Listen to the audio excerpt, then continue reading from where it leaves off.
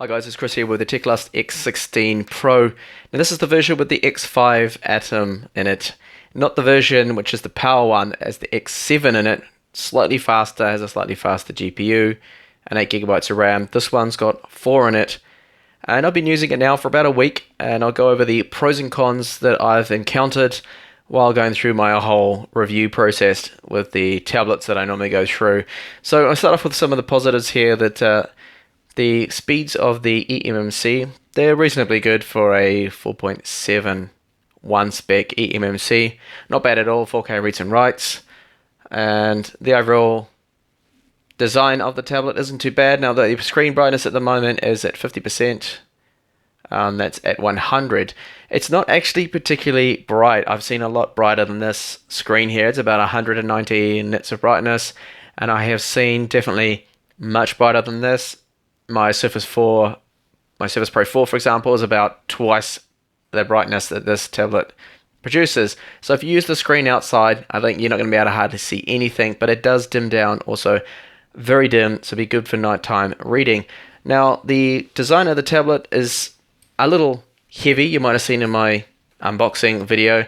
It weighs about 880 grams, so it's quite heavy. And you can see the bezels on it are quite large too. The bottom bezel, reasonably large there. Perhaps they have some metal along here for the docking mechanism, the latching mechanism is why they had to extend it out a little bit there. But overall, the build is solid. There's no creaks or nothing's falling apart. It is plastic trim all around the outside, the bezel area. There is a USB 3 port here on the side. You see that there? So DC jack in, so you can charge it within about 3 hours or so. So it charges a lot faster than just using the USB 2 port that you normally use on other tablets. Now the USB 2, micro USB 2 port here does not allow charging at all. So no charging on that one. And the 3.5mm headphone jack, sound quality is quite good. It does support microphones and headsets with remotes on there, which is good to see. And the micro SD card slot on the top, that does support high-speed cards now, something we see now with the Cherry Trails. Bay Trails were limited to 23 megabytes per second. This now will support up to 100 if your card can do it. It's a microphone there on the top. I did notice a little bit of static on the microphone when recording over it. It's not the highest quality mic. And rear-facing camera, so that's a 5 megapixel camera. It takes a very average picture.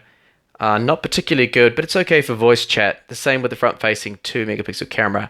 And you also notice that it is off-centered, which is a little different. I don't know why they've done that. Some sort of design choice or compromise is why they had to do this. And our volume up and down buttons, they are made out of plastic. They have a nice solid feel to them. They're not loose or anything like that, and they do work well. So on the rear there are 2 speakers, one left and right. See the little speaker grill there? They sound okay. At 100% volume, they do distort. And overall, the build seems pretty good. It's well put together. Now, the touchscreen, reasonably responsive. Sometimes I have noticed a little bit of lag. Not particularly lag, but sometimes the accuracy, sometimes just double tapping a folder in Windows just takes a little bit longer. You might have to redo it a little bit more than I'd have to on, say, other tablets. Just doesn't have that responsiveness that I'd hope for in Windows. In Android, it's fine. Android, it's perfect. Now, if we move over here to the type cover, well, the keyboard dock, it's not bad. The quality's good. Typing on the keys, now they are spaced out nicely. They're not together. They do have that island style keys. And overall, the typing experience using the keyboard I found is fine. It does have short travel on it, and the trackpad you can see is tiny. Now I'm used to the Surface type cover for trackpad, which is about this big. This is almost a good, I don't know, 40% smaller, a lot smaller, or half the size almost. And the left and right mouse keys, they're fine to use. It does support gestures, so you can do the old double tap, the 3 fingers, the swiping and scrolling down. And even though it's small, I found using it, I do get used to the trackpad there. You'll notice that eventually you seem to adjust to it, and it does actually work okay. You get used to it. You can do the old double tap and hold and move and drag things around, and that tends to work fine. So overall, the quality of the keyboard is good. I don't particularly like the material they've used. It's this fake kind of suede fabric that just tends to attract and pick up a lot of dust. So eventually, I think after using this for perhaps a couple of months, it's going to definitely look a little dirty and show wear and tear quite quickly. It just picks up everything, which is a slight annoyance. The other annoyance, of course, is that one fixed angle you get that not everyone's going to be a fan of. So that's the one angle you get, and you either love it or hate it. That's all you've got. You can try and maybe flip it around the other way. I think it's meant to be docked like that.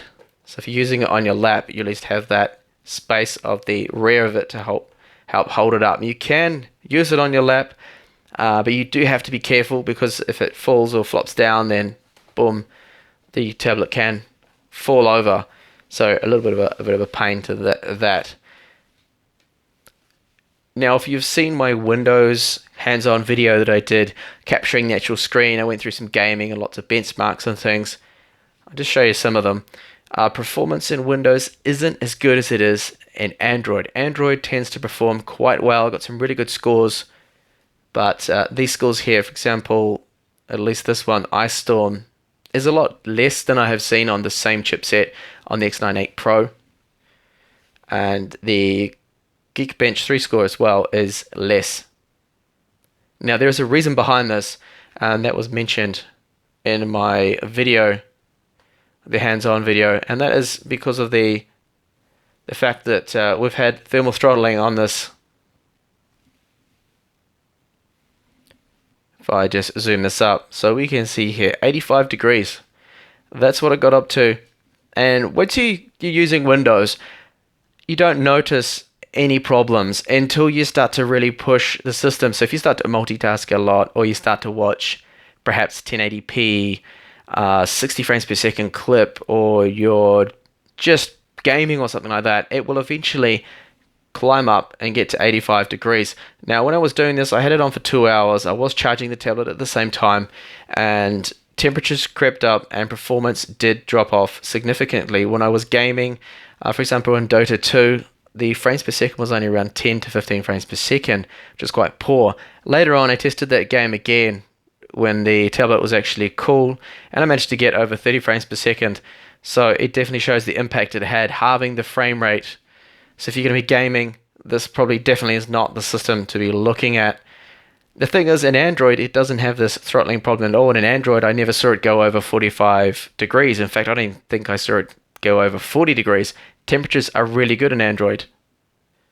And now battery life in Windows is around about, I think, 5.5 to 6 hours. Of course, depending on what you're doing. If you're going to be gaming, then you'll be looking at probably about 3 hours gaming. This is some of the tests that I was doing there. So using the tablet and 20% battery life, I got 1 hour and 46 minutes. I haven't done my full test yet, but it's looking around that kind of mark, 5.5, 6. So I'm just going to quickly swap over to Android and just run through that. And it's very easy to do. Just run the icon. The PC will boot over to Windows. It's a typo. Obviously, it's meant to say Android. So now restart in Android for me. So the Android launcher that we see that Teclast like to use their own launcher. I'm not particularly fond of it, but performance in Android is actually really good. I haven't really noticed any lag or anything like that, and I'll just show you some of the scores, benchmarks, and you'll see the difference it makes between Windows, where it was throttling. So if we go and find, where is the Ice Storm score, a lot higher. Oh, that's Ice Storm Unlimited, but you get the idea. The frame rate's just so much better because it's not throttling. There's the Antutu score, and the one I wanted to show you is this one right here. Geekbench 3 score is a lot faster. And if you have a look at the Android hands-on video that I did, that I went through everything I could think of basically in Android, you'll see that with the gaming performance was just so much better. It's just very smooth, and you can game without any problems here. One thing I also don't like too much about Android they have here is the icons. I think are rather large. The DPI that they used, I think they could have gone on maybe with a smaller DPI to make those icons a little smaller on the screen, just fit a little more on here to make the screen look better, because Windows tends to look sharper than Android for that reason. So all in all, can I recommend this tablet to people, the X16 Pro? Well, no, not really, because well, if you're going to be using Android, maybe it's okay if you want to have an Android tablet that's got a nice keyboard on it. Okay, but definitely not for the Windows side of things, because that throttling, it's not really that good to see.